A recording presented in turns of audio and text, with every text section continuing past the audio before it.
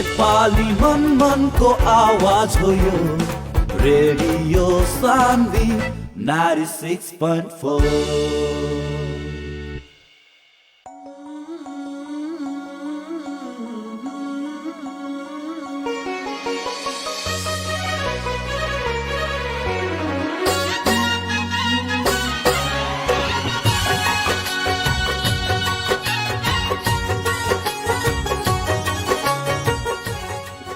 नमस्कार, प्रणाम, ढेर सारा स्वागत बा रुआ संपूर्ण श्रोता के। जी श्रोता रुआ अभी सुन रहल बानी रेडियो सान्वी 96.4 मेगाहर्ट्ज पर कार्यक्रम चौकस, और कार्यक्रम के संगे बानी हम कार्यक्रम प्रस्तुता श्याम सराफ। रुआ ई कार्यक्रम www.radiosanvi.com के माध्यम से संसार भर एक साथ सुन सकतानी। वही तरह रुआ ई कार्यक्रम शनिचर बाहेक हरेक दिन सवेरे के 7:30 बजे से 8 बजे तक सुन सकतानी। हमनी के ई कार्यक्रम में अपन भाषा, अपन बोली, अपन साहित्य, संस्कृति, गीत गौनई लगायत के विषय पर चौकस बतकही करनी सन, और साथे में रहल समस्या कइल जा सके वाला समाधान लगायत के विषय में चर्चा परिचर्चा करनी सन। और आज हमनी के संगे जे टेलीफोन संपर्क में अतिथि रहल बानी, उहाँ 5 नंबर प्रदेश रूपन्देही के मर्चवार कहे वाला एगो ठाउँ से बानी। उहाँ के युवा साहित्यकार एवं भोजपुरी के बारे में अध्ययन करे वाला व्यक्तित्व है, और वहाँ के हैं शिवनंदन जायसवाल जी। आइले वहाँ के कार्यक्रम में स्वागत कर। स्वागत बार हुआ है कार्यक्रम में। जी धन्यवाद, नमस्कार सब श्रोतागण के, और आपके भी धन्यवाद बा। सबसे पहले तो अपन हाल खबर सुनावला सर। बिल्कुल, हम आराम से बाटी, और रूपन्देही से हम बाटी, 5 नंबर प्रदेश से मर्चवार से, और सब कुछ एकदम बहुत अच्छा बा जी। वैसे ही लॉकडाउन तो साहित्यकार लोग, लेखक लोग खातिर एगो अवसर के रूप में आइल बाटे। रुआ अपन समय कैसे कैसे बिताइनी? जी, ये लॉकडाउन अंतर्राष्ट्रीय और वैश्विक एक महामारी बा, और ये महामारी से बचे खातिर संपूर्ण श्रोता मित्र लोगन के हम आग्रह करब कि सचेत बनी। और साथ ही लॉकडाउन के एक साहित्यकार लोगन के लिए सही बात बा कि घर में बैठ के दिन भर का कइला, सबसे बढ़िया रास्ता ये बा कि सृजनात्मक तरीका से समय के सदुपयोग कइल जा। वही क्रम में हमहू सृजनात्मक कार्य में लगल बाटी, और साहित्य लेखन के प्रवर्धन के आगे बढ़ा रहल बाटी। और हमें भी खास करके हमन के मातृभाषा और नेपाल के जो तीसरा राष्ट्रभाषा भोजपुरी बा, भोजपुरी साहित्य के प्रवर्धन में हम लगल बाटी हमें। जी, सही आपन भाषा प्रति के लगाव सहित आपन भाषा में ही आपन भाषा संस्कृति के ही बढ़ावे के चाही, वही में काम करे के चाही। जौन एगो मनसाय के उपजीव कहीं ना कि उपजाऊ भइल, कैसे रुआ महसूस करनी कि ना अपन भाषा, अपन संस्कृति के ही लेके आगाड़ी बढ़े के पड़ल?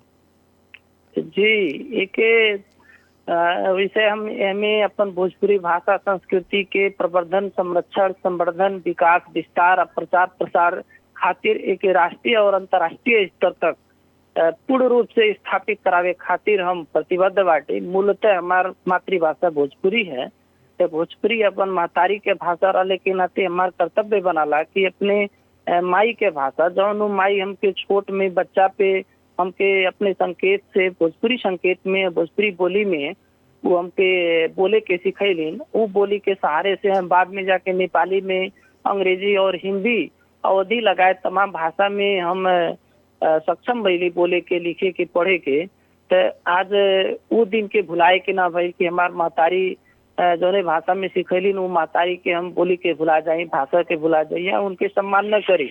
अगर हम आज अंग्रेजी या हिंदी में या नेपाली में हम परफेक्ट बाटे, तो भोजपुरी के भुला जाई, तो कोनो बात तो ना भइल। और दूसर चीज, 2056 साल में जब हम हाई स्कूल पास कैली SSLC परीक्षा, तो हम 11 क्लास में भरना भइली 2057 साल में। तो वहाँ भवानी भिक्षु साहित्यकार के लिखल एक हार जीत कथा जब हम पढ़ली, तो कथा में लिखल तमाम मधेसी परिवेश के, और ज्यादा से ज्यादा उसमें भोजपुरी शब्दन के प्रयोग रहा, जैसे पनवा, डिबिया, सोनवा, कोरहा खैले, ये में से तमाम ऐसा शब्दावली के जब प्रयोग हम देखली, तो हमके लगल कि पहले तो यकीन नहीं रहा कि भोजपुरी के का अवस्था बा, का एकर भविष्य बा। बाद में हमारे अध्ययन के विषय बनल, पीड़ा के स्रोत भी बनल वो कथा कि हम के अपने मातृभाषा में भी कुछ लिखल जाता, तो मेरे से भी एकर भी कुछ वैल्यू बन सका था, कुछ महत्व हो सका था। तो वही के क्रम में हम बीएड पढ़े के सिलसिला में जब बुटवल में गए, बुटवल में एक मेची काली नाम के एक राष्ट्रीय दैनिक रहल, वो दैनिक के कार्यालय में जब हम गए, संपादक से बात कैली, हम यह प्रश्न कैली कि हम भोजपुरी में लेख लिखम और हमारे लेख छपी कि नहीं छपी। तो वहाँ के कहली कि आप नेपाली में भोजपुरी के बारे में लिखी तब हमरे छापल जाई और भोजपुरी भाषा में नहीं छापल जाई। तो नेपालिये में हम भोजपुरी के बारे में लिख रही कि भोजपुरी भाषा को पनि विकास ऊपर से हमार पहला लेख रहल जो 2000 करीब 59 साल में छपल रहा पेची काली पत्रिका में, जोने में भोजपुरी भाषा के हम उठान कैले रही। तो और बाकी हम थोड़ा अध्ययन के बढ़ावे लगली और देखली कि हम देखी कि हम के भाषा में न कोनो किताब मिले, न कोनो लिखित दस्तावेज मिले, न पाठ्यक्रम में रहे, न सरकारी कामकाज के भाषा में रहे और लोगन के भाषा रहे। इंडिया से हम फिर तुलना करे लगी कि पंजाब में पंजाबी भाषा रहे, महाराष्ट्र में मराठी भाषा चला था, तमिलनाडु में तमिल भाषा चलाता है। तो हमन के ये भोजपुरी क्षेत्र में भोजपुरी काहे नहीं सरकारी कामकाज के भाषा बा, तरह से हमें प्रेरणा अपने आप में ज्यादा जागृत भइल और कुछ अध्ययन के पढ़ैली। जैसे हम सोचली कि अब भोजपुरी खातिर जब यहाँ कम काम भइल बा तो अभी क्षति के पूर्ति करे के कर्तव्य भी हमार बनाता और युवा लोगन के भी प्रेरित हम करे लगली। जी, वैसे आपन भाषा, संस्कृति, साहित्य और उजागर करेला और प्रचार प्रसार करेला। अभी तक राउर का योजना रहे, अभी तक ले का रुआ कहनी? जी, अभी तक तो देखिए अभी न उम्र ही हमार खाली 36 साल के अभी बा, तो चंद समय में अभी करे के तो बहुत कुछ बाकी बा, लेकिन जौन भी थोड़ा बहुत काम कैले बाटी हम बतावल चाहब कि 2000 करीब 56 साल से हम 21 साल से भोजपुरी खातिर समर्पित हो के लगल बाटी और स्वतःस्फूर्त रूप से न हमके केहू के दबाव बा कि तू एकरे लिए काम करा, न तो कोनो विशेष आर्थिक सहयोग है बाकी तू भोजपुरी खातिर काम करा। हम जौन भी काम करी ले तो अपन भी 2-4 हजार 10 हजार पैसा लगाए के लिए भी हम तैयार रही ले। और साहित्यिक गोष्ठी कार्यक्रम हर महीना में हमन के पहले कई जाता है, लॉकडाउन से पहले भी और आज भी इतने गरी हम भोजपुरी दर्शन अंतर्राष्ट्रीय कवि सम्मेलन ऑनलाइन के माध्यम से नेपाल, इंडिया, मॉरिशस लगाए भोजपुरी के जहाँ जहाँ के लोग वरिष्ठ भोजपुरी साहित्यकार लोग बाटे, लेखक कवि लोग बाटे, वो लोगन के एक मंच पे हम ले आवेली। हर शनिवार के संध्या के 5 बजे से 6 बजे तक की 1 घंटा के कार्यक्रम संचालन होला, जेकर संस्थापक हम बाटी और संचालक भी हम बाटी। साथे रूपंदेही जिला से भोजपुरी दर्शन नाम के त्रैमासिक पत्रिका भी दर्ता भइल बा, जेकर हम संपादक बाटी। ई भी प्रयास कैल गई बा, प्रयास होत बा कि पर जल्दी से जल्दी ई अंक के निकालल जा, हार्ड कॉपी में भी और ऑनलाइन पर भी लेके जाइल जा। तो भोजपुरी के लेके हम यहाँ मरचवार में एक तो संस्था के भी स्थापना हम कैले बाटी, ऊपर संस्थापक हैं जौन की भिनसारा सामाजिक संस्था के नाम से बा। उस संस्था भी भोजपुरी संस्कृति, साहित्य, इतिहास के लेके और यहाँ के जन के सशक्तिकरण के लेके, महिला के सशक्तिकरण के लेके, जागरूकता के लेके वो काम कर रहा बा, सक्रिय रूप से रजिस्टर्ड संस्था बा। और यहाँ नेपाल भोजपुरी राष्ट्रीय जागरण अभियान भी एक ठो बा कि जौन अभियान के जे भोजपुरी भाषा बोलाला वो सब लोगों का सदस्य बा। वो मेर से मान के एक अभियान बा जोने के हम संयोजक बाटी, वो भी चलत बा करीब 4 साल से, 2071 साल से वो अभियान भी चल रहा बा। और 2060 साल में हम बुटवल में नेपाल भोजपुरी प्रतिष्ठान एक तो केंद्र में पहले रहल, ओकर अध्यक्ष डॉक्टर बंशीधर मिश्र जी रहले। हम बड़ा आग्रह के लिए तो वहाँ प्लेन से आके एक तो समिति गठन भइला नेपाल भोजपुरी प्रतिष्ठान उस समय पे, जिसमें हम करीब 150 से 200 लोगन के भेला करैले रहली और समिति गठन भइला, ओमे हम सचिव रहली और ओकरे माध्यम से काफी हमन के कार्यक्रम कैल रहल गए। बुटवल में, सूर्यपुरा में बढ़िया कार्यक्रम कैल रहल गए, साथे गोष्ठी, सांस्कृतिक कार्यक्रम और बुटवल में प्रदर्शनी मेला लगाला, उनमें भी हमन के स्टेज पे जाए के भोजपुरी में कार्यक्रम कैल रहल गए पहला मरतबे। और हम मरचवार से लिया जाए के पिछले साल भी वहाँ मुहर्रम बाजा के जुलूस के प्रदर्शन करवैले रही कि जौन की जो पहला प्रदर्शन रहा भोजपुरी के पहाड़ी समुदाय के बीच में भी। तो इस तरह से भोजपुरी के लेके हम युवा लोगन के प्रेरित भी कर रहा बाटी लिखे खातिर भोजपुरी लेखन के जगह समय समय पे तालीम भी संचालन हम करेले निःशुल्क रूप से। जी जी और एक तरह से मतलब हम व्यक्तिगत रूप से कहा तो हमारे 300 हम किताब हमारे प्रकाशित होने वाला बा। भोजपुरी भाषा और संस्कृति एक किताब जल्दी है हमारे प्रकाशित होने वाला बा। और दूसर बिनसारा भोजपुरी कविता संग्रह भी शीघ्र आ रहा बा। जी वैसे ही हमनी और के जौन 2 नंबर प्रदेश के बा भोजपुरी और रउआ लोगन के जौन 5 नंबर प्रदेश में बा भोजपुरी। नारायणी नदी के पश्चिम ओर के जौन भोजपुरी बा हमनी के भोजपुरी से तनका अलग बाटे। उहाँ के भी अवस्था कैसन बा अपन भाषा के लगाव प्रति?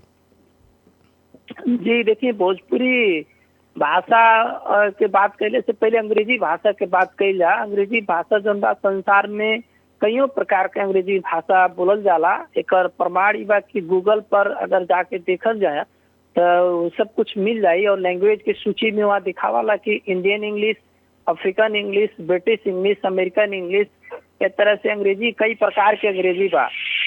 और नेपाली भाषा जो नेपाल के सरकारी कामकाज के एकमात्र भाषा बा ओकर भी देखल जाए तो ओकर भी पूरब पश्चिम में कई ठो ओकर भाषिका बा। एक तरह से भोजपुरी भाषा जौन बा विश्व में इस 16 देश में 25 करोड़ के संख्या में बोलल जाला। नेपाल के रूपंदेही से लेके रौतहट सरलाही तक ले भाषा के विस्तार भइल बा। तो 2 नंबर प्रदेश और 5 नंबर प्रदेश ई भाषा के मुख्य केंद्र बा।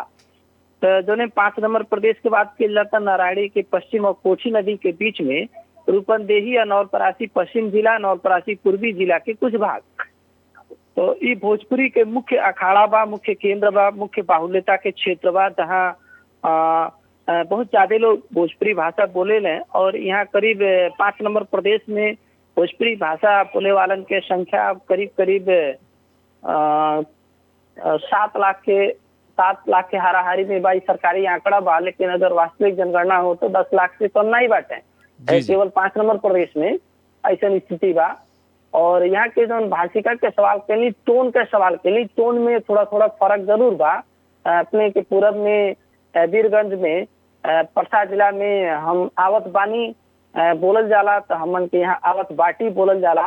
नवलपरासी में आवत बाड़ी भी बोलल जाला। ट और ड के प्रयोग होत बा न के जगह पे। ऐनी है अपने सब कहल जाला। हम घरवा से ऐनी है समझ के कहले हम घरा से ऐली हैं।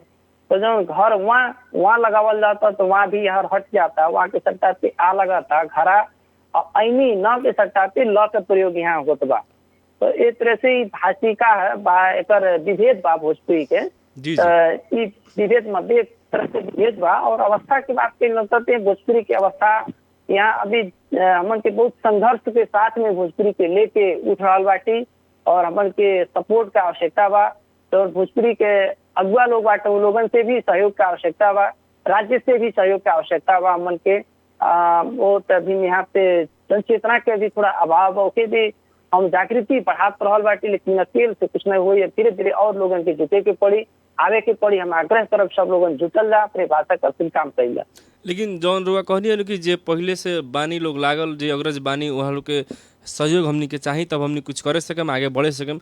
लेकिन बहुत लोग के शिकायत ई भी बा कि जे पहले से लागल बानी, जे पहले से अगुवाई करतानी, उ दूसरा के कुछ सिखावे के नहीं के चाहत, दूसरा के कुछ बतावे के नहीं के चाहत, अपना संगे लियावे के नहीं के चाहत। एमे राउर बुझाई का रहल? अब एमे हम पूर्ण रूप से अभी मीडिया पर नकारात्मक तो नहीं बोला। सही चीज ही बाकी इसे यथार्थ हुई बा कि ठेकेदारी वाला प्रथा तो हर जगह बा। नेपाल और इंडिया हर जगह के लेके ठेका वाला प्रथा बा। और मठाधीश बने वाला प्रथा बा। तो हमें भोजपुरी में भी प्रथा छूटा हुई कहीं के विश्वास नहीं कह सकल जाता।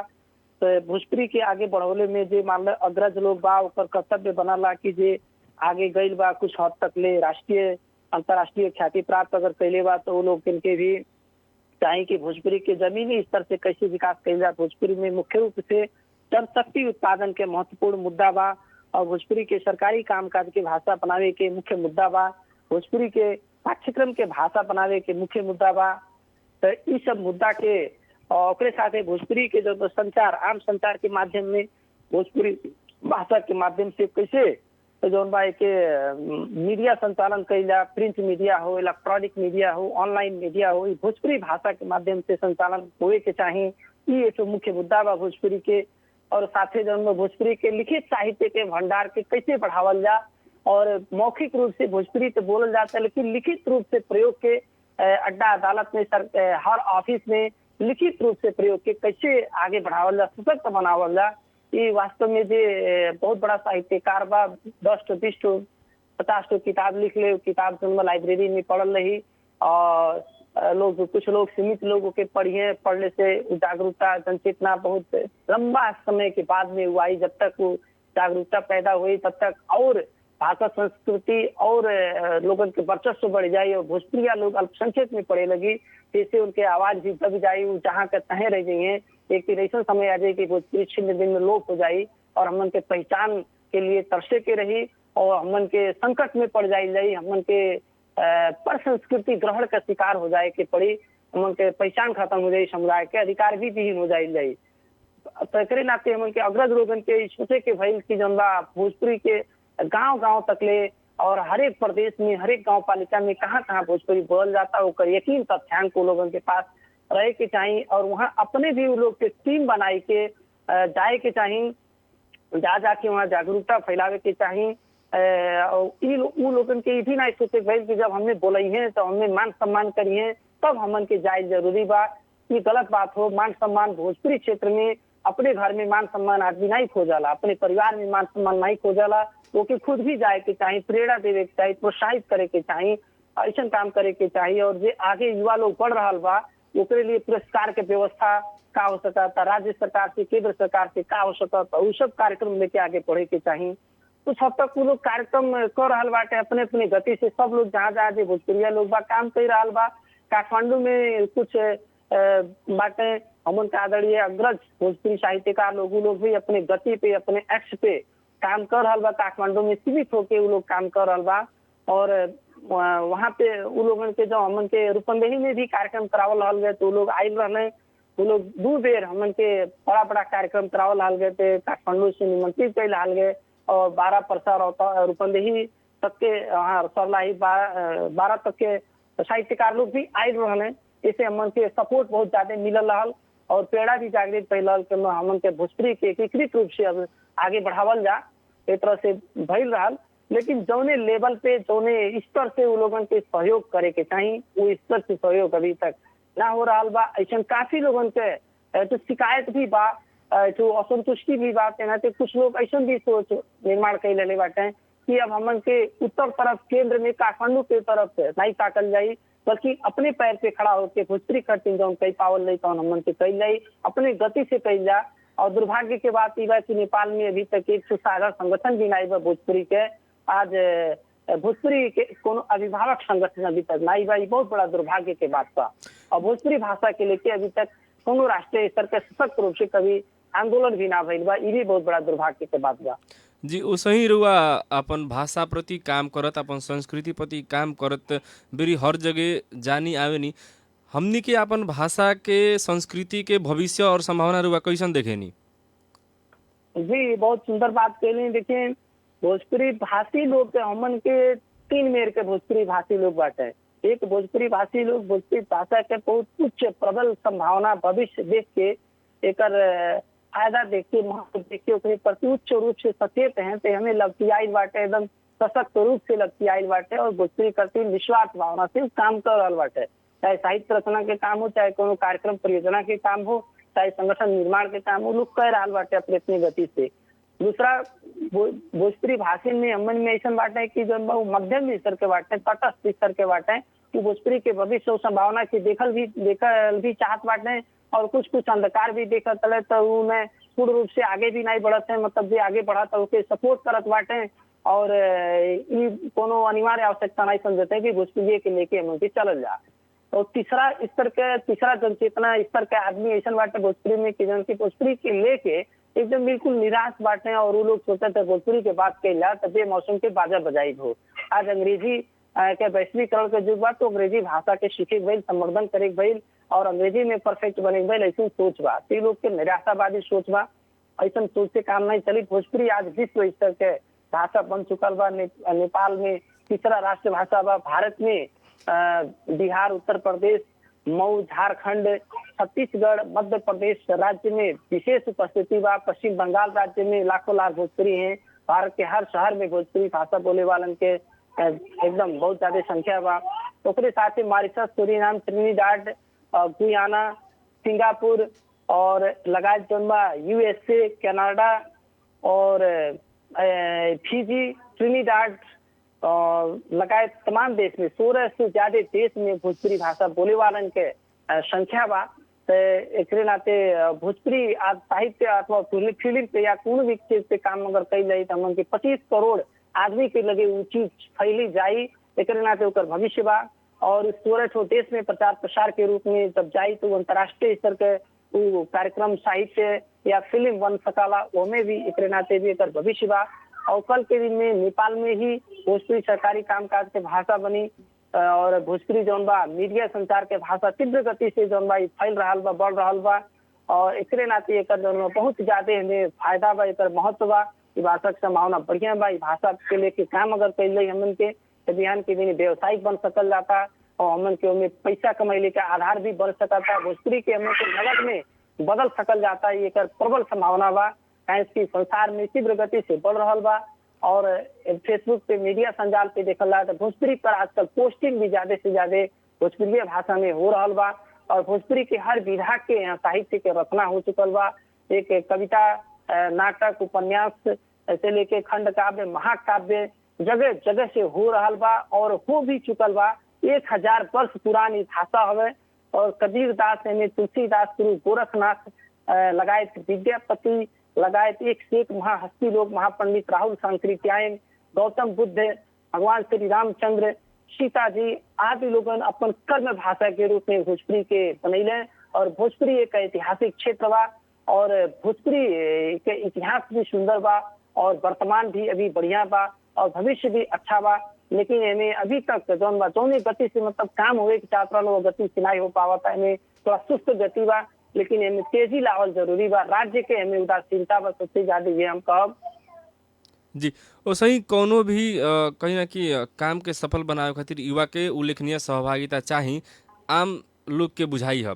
अब ये बताओ जाए रउआ जगह जहाँ बानी वहाँ अपन भाषा संस्कृति जगावे प्रति युवा लोग के कितना के जागरूक बा लोग, कितना के चांसो बा महसूस रुआ कैले बानी? अभी ऐसा में देखल जा जागरूकता तो अब कुछ लोगन में अब खाल जा चौड़ा हमू खोजी ना यार रूपंदेही में नौलपरासी 5 नंबर प्रदेश में कुछ 10, 20 to 50 युवा लोगन के भोजपुरी के लिस्ट बनाई के लोगन के संगठित करावल जा और प्रेरित करके आगे बढ़ावल जा। वही के क्रम में देखल जा युवा लोगन में कुछ जोश उल्लास जब भोजपुरी के जब बढ़त देख के फेसबुक संजाल पर भी आजकल कवि सम्मेलन लगायत तमाम कार्यक्रम हो रहा बा फेसबुक लाइव पे। इससे भी जागरूकता एक तो फैलल बा। कोरोना काल के हम भोजपुरी के स्वर्ण काल के रूप में परिभाषित करेली और भोजपुरी के स्वर्ण काल है जो से भोजपुरी में बहुत तेज छोड़ देने बा युवा लोग के भी, खासकर पढ़ल लिखल युवा लोग भी धीरे धीरे ज्यादा युवा लोगन के हम देखत लिख रहा बा और उत्साह थोड़ा बढ़ रहा बा और लोग संपर्क में भी हमरे आ रहा बा कि हम के मतलब इस कार्यक्रम में सम्मिलित कल जाए, इस तरह से भी आ रहा बा। और कुछ मतलब एक नौलपरासी से भी थोड़ा थोड़ा जागरूकता फैल रहा बा। कुछ कार्यक्रम संचालन हो रहा बा और कुछ ऑनलाइन से भी लाइव कार्यक्रम भी शुरू हो गई बा। तो ऐसे भी जागरूकता फैल रहा बा युवा लोगन में। लेकिन अभी थोड़ा निराशा बा। ज्यादातर सुताई थोड़ा बहुत हमन के भोजपुरी समुदाय में थोड़ा स्वार्थी के भी सोच बा कि हम के उनके साथ जुटल या भोजपुरी के लिए काम कर ले तो हमें हमके का मिली मतलब वो लोग केवल पैसा जोड़े लें कि पैसा मिली कि नहीं मिली। तो पैसा सब कुछ नहीं है, मान सम्मान पहचान बड़ी चीज है। अपन संस्कृति, अपन समुदाय के, अपन महतारी की भाषा के संरक्षण के इतिहास के रचा भी बहुत बड़ा चीज है। हम ये कहा संपूर्ण श्रोता मित्र लोगन से कि जे जहाँ सुनत बा कि उनके भोजपुरी कठिन लगल जा, लपटियाई जा, समर्पित होके लगल जा, निस्वार्थ भावना से लगल जा, अपने खातिर लगल जा भोजपुरी के लिए और न कि हम दूसरे के लिए काम करत है। अपने महतारी करतीन लगल जा भोजपुरी करतीन। जागरूकता तो फैल रहा बा युवा में, लेकिन अभी तीव्र गति से फैलावे की आवश्यकता बा और तमाम सशक्त रूप से कार्यक्रम संचालन करे के आवश्यकता बा। एक राज्य के जिम्मेवार बने की पड़ी, स्थानीय सरकार के जिम्मेवार बने की पड़ी, प्रदेश सरकार के जिम्मेवार बने की पड़ी, केंद्र सरकार के जिम्मेवार बने की पड़ी। एक नागरिक समाज के अगुआ, राजनीतिक दल के नेता लोगन के भी आगे बढ़े के पड़ी, समर्पित बने के पड़ी, संसद में आवाज उठाए के पड़ी भोजपुरी खातिर, सदन में आवाज उठाए के पड़ी, सड़क में उठाए के पड़ी, तब जाके भोजपुरी सशक्त बनी। जी वैसे ही हमनी अब ई कार्यक्रम के अंत में बानी सन। जे अभी रेडियो सुन रहल बानी उ भोजपुरिया समाज के रुआ का संदेश देवे के चाहे? हाँ हेलो, हमनी अभी कार्यक्रम के अंत में बानी सन। अब जाते जाते अब का संदेश देवे के चाहे हम रुआ रेडियो जे सुन के बैठल बानी? जाते जाते देखिए जौन बा, एक हम कविता हम सुनावल चाहते हैं। और जाते जाते जौन बा हम सब लोगन के, समस्त श्रोता लोगन के हम बहुत बहुत आभारी बाटी। और पश्चिमी क्षेत्र से जौन हमके शिवनंदन जायसवाल के रेडियो सानवी पानी चिंकी में रहल, वीरगंज में रहल, प्रसाद जिला के ये रेडियो स्टेशन परिवार के, और साथे अपने कार्यक्रम प्रस्तोता आदरणीय श्याम सर्राफ जी के हम बहुत बहुत आभार और धन्यवाद प्रकट करब। और संपूर्ण श्रोता लोगन के बहुत बहुत आभार प्रकट करब जे इतना समय तक साथे के हमरे आवाज के सुनली, और साथे भोजपुरी के झंडा के लहराई। भोजपुरी के भविष्य उज्जवल बा और भोजपुरी जगह जगह से आगे बढ़ रहा बा। आप सब भी भोजपुरी खातिर एक कदम आगे बढ़ावल जा। हमारे लाइक जौन सहयोग हुई पश्चिमी नेपाल भोजपुरी से, हम भी ये तो भोजपुरी के अपने आप के अग्रणी व्यक्ति समझत रहे। हम भी आए के 12 परसा या सरलाही तक अगर सहयोग करे के पड़ी तो हम स्वयं भी आए के सहयोग करब। और साहित्य लेखन के दिशा में और हर दिशा में हम भोजपुरी खातिर जौन बा समर्पित बाटी, हम सहयोग करे के भी तैयार बाटी। आज कोनो भी युवा, नेपाल के कहीं के भी युवा हो, ओके अगर वो आगे बढ़ता तो हम ओकरे कठिन हम हर तरह से सहयोग करे करथिन प्रतिबद्ध बाटी, तैयार बाटी। और आगे बढ़ल जा, निश्चित होकर आगे बढ़ल जा। और हम युवा लोग की कहब कि भोजपुरी के साहित्य जौन मीडिया पर आ रहा बा, मीडिया के उसमें पढ़ी, देखी, लाइक करी, कमेंट करी। जो भी हम कहा वो लिखे के कोशिश करी। जब जितना पढ़े के जब कोशिश करब तो लिखे के भी कोशिश हुई। और लिखित साहित्य के भंडार के आगे बढ़ावे के बाद और गोलबद्ध होके, एकजुट होके हम के भोजपुरिया लोगन के एक साझा मंच बनावल जरूरी बा। जो खातिर हम भी प्रयास से कर रहा बाटी। जब केहू न केहू के प्रयास करही के पड़ी तो बहुत जरूरी बा, ओके हम प्रयास भी कैल बाटी। जब कविता बा कि हो गईल भी सहारा, हे भैया जागा, हे दीदी जागा, अम्मा के जगा द, तो सरवा में सूतल बाबू के बता द, हो गईल भी सहारा, हे भैया जागा। भिनसारा ई हवे मधुर अमृत बेला, अन जन जन से स्वच्छ पवन आ कहेला, स्वस्थ होई जईबा कोई मनवा मगन, होई गईल भिनसारा, हे भैया जागा। केहू लिपि अंगनवा, केहू गैया दुहाई, नकुनी बनाई, केहू कोनवा कोड़ाई, खोला आंखें जागा, हे भैया जागा, हो गईल भिनसारा, हे भैया जागा, अपने तो जागा, भैया के उठा द, जी शिवनंदन जी, सरवा में सुतल बाबू के जगा द। जी अपने के ई भिनसहरा के जौन कविता रलख एकदम सुंदर रचना रलख। हमनी के समय भी अब अंत में बानी सन, समय भी हमनी के खत्म हो गइल बा। समय के साथ हमनी के जाए के भी पड़ला। अपने अपन समय देने ओकरा खातिर रेडियो सानवी की ओर से ढेर सारा धन्यवाद बाटे। बहुत बहुत आभार। जी श्रोता, आज हमनी के साथे रहनी है शिवनंदन